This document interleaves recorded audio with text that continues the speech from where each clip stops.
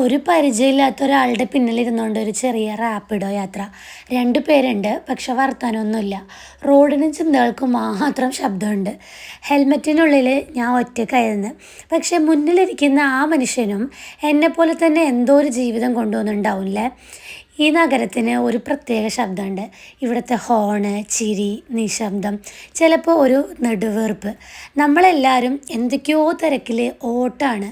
പക്ഷേ ആരും തന്നെ സ്വന്തം മനസ്സിന് ഒരു സമയം കൊടുക്കുന്ന പോലെ എനിക്ക് തോന്നാറില്ല. അങ്ങനെ കണ്ടാൽ മനസ്സിലാവും ഞാനിപ്പോൾ പോയിക്കൊണ്ടിരിക്കുന്നത് ഒരു ഹോസ്പിറ്റലിലേക്കാണ്. അവിടെ കയറിയപ്പോൾ അവിടെ വേദനയും പ്രതീക്ഷയും ഒരേ ബെഞ്ചിലിരിക്കണ പോലെ. ചിലർക്ക് ഇതൊരു ചെറിയൊരു ചെക്കപ്പായിരിക്കും, പക്ഷെ മറ്റു ചിലർക്ക് ഒരു വലിയ പ്രാർത്ഥന. അങ്ങനെ എൻ്റെ നമ്പർ വന്നപ്പോൾ ഞാൻ ചിന്തിച്ചു, നമ്മൾ ശരീരം നോക്കാനായിട്ട് ഡോക്ടറെ കാണുന്നു, പക്ഷേ നമ്മുടെ മനസ്സിൻ്റെ മുറിവുകൾ നമ്മൾ ആരെയാണ് കാണിക്കേണ്ടത്? അങ്ങനെ തിരിച്ചു വരുമ്പോൾ വീണ്ടും അതേ റോഡ്.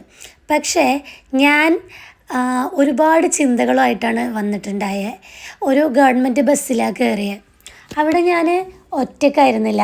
ചുറ്റും ഒരുപാട് വ്യത്യസ്തമായ മനുഷ്യർ, ഒരുപാട് കഥകൾ ഓരോ ആൾക്കാരുടെ മുഖത്തും.